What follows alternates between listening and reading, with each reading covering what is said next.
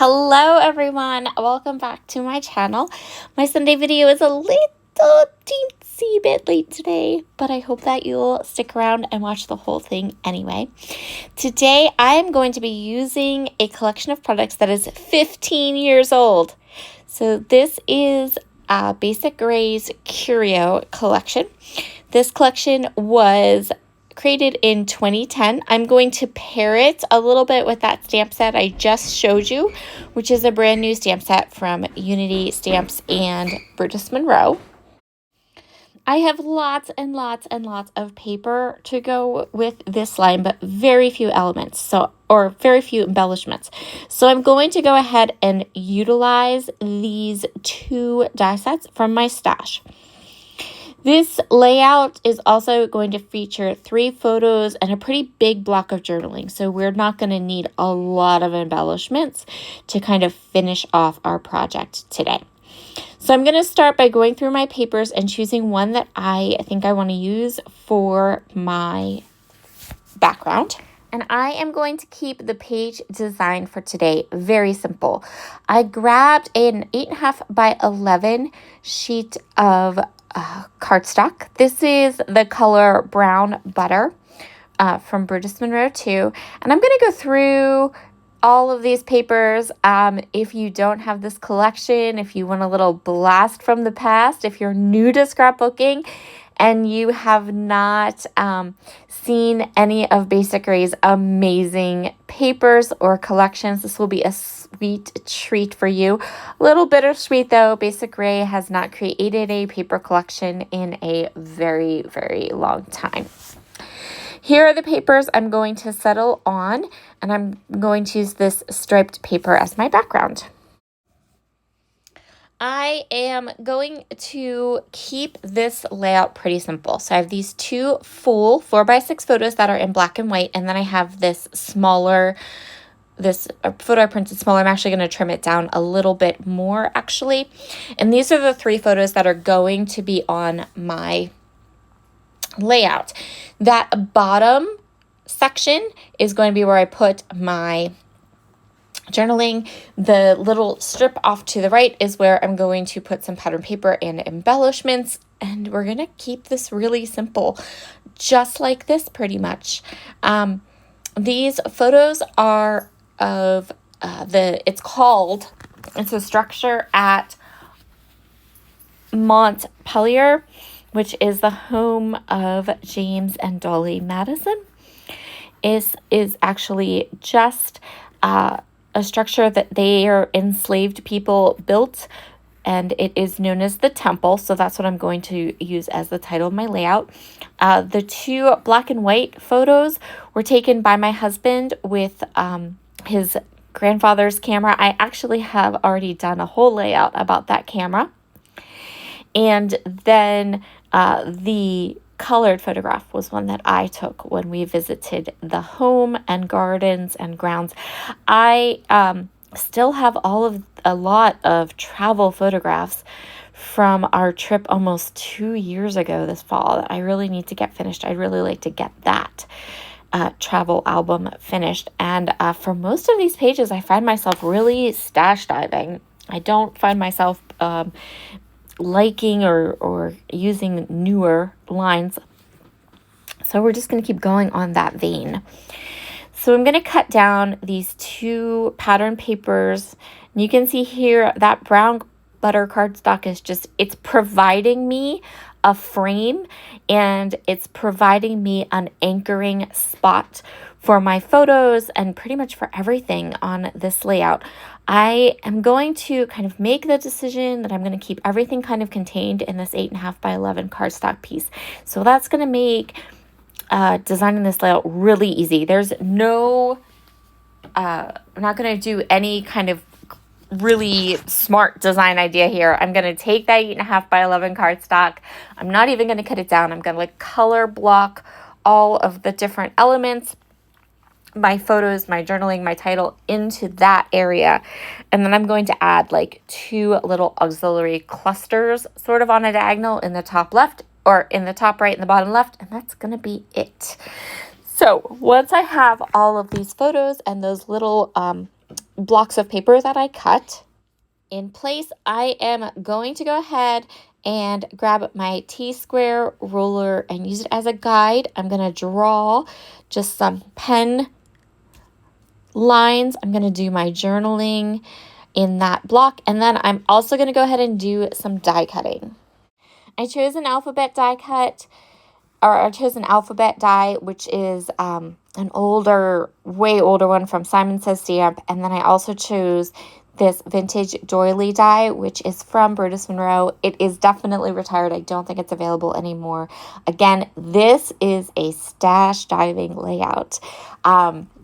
So there is just lots of fun older products on this particular page, but I'm going to go ahead and choose 2 different patterns to use, and we are going to do some fun title placement here.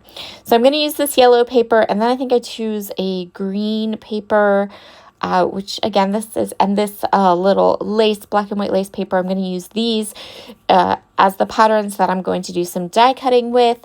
And then I'm also going to die cut 2 pieces that are just going to be like craft colored circles. And that's how we are going to utilize those doilies and our stamps. So you can see here I have that vintage doily die. It cuts an outside doily with kind of like a decorative edge, but then it will also cut this little circle piece that fits inside the larger decorative doily. On those circle pieces, I am going to stamp that big floral stamp from the Unity Stamps and Brutus Monroe stamp. I'm going to stamp that large stamped image on both these circles, and I'm stamping using Catherine Pooler's copper metallic stamp set. I love her metallic stamp sets. So they stamp really crisp and clean, but they just have that lovely metallic shimmer when they dry, and you got to put them up to the light. And I thought that this copper, when you stamp it down, it has this beautiful kind of rosy, metallic-y color to it, and I really, really like it. So I thought that would be perfect to go with the tones in my collection, and it looks really pretty stamped on that craft cardstock. So that's basically what I am going to do for both of those circles on the inside, and then I'm going to layer them up on the decorative doily layer. I've also gone ahead, die cut, stacked up, and made my own little title using those stacked die cuts, which is like one of my favorite techniques for lettering. I am going to go ahead, and this is where it gets fun. So for my title, I have decided that I'm going to put the title right on the photograph. I just love the contrast, and I really like this photo and how putting the title right on the photograph kind of like leads your eye to the main focal point of that photograph. I think that looks really, really good. So that's where the title is going to go, definitely.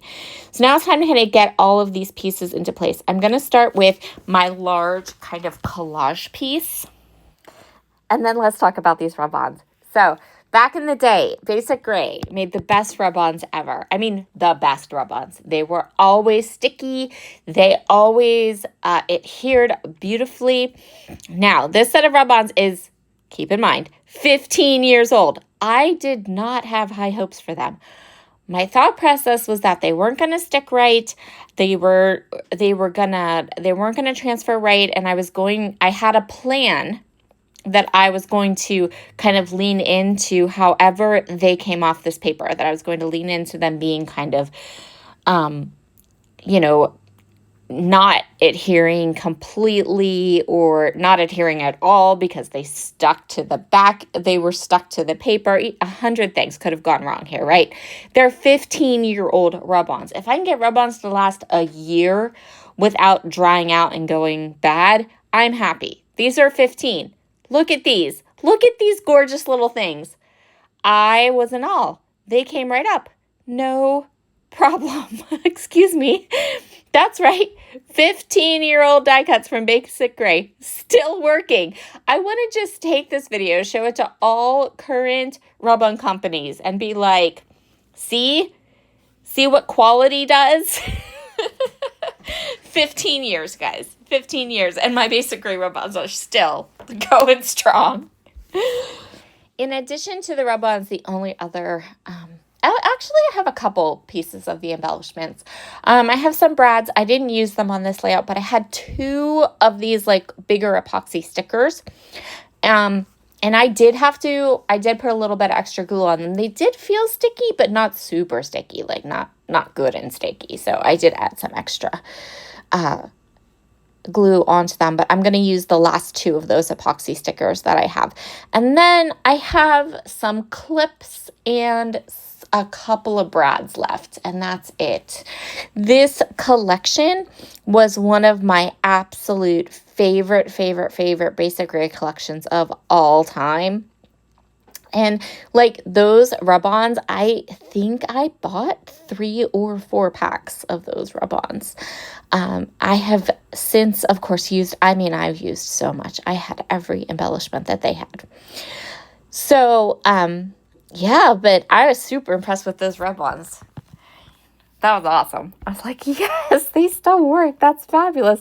Now my little amazing heart wants to go on to Etsy and be like, I need more Basic Gray rub-ons because apparently they don't go bad. Now I'm going to go ahead and I'm going to add all of the pieces to the title. I did, with a black gel pen, add little accents to these homemade thickers, which I love to do that. I just think I love to do it whether it is a dark cardstock and I'm adding white, or whether like this where it's like a lighter and I'm adding those black, those little hand-drawn accents. I love them. The title is the last little piece on my layout for today. I will link this stamp set that I used on the back of those circles because I know that those are still available. And of course, you will always find all of my favorite, most used, most loved products in the description box below. Thank you so much for joining me today. I hope you enjoyed this. This was super fun to like really dig deep into my stash and pull this layout together. Have a wonderful day. Bye.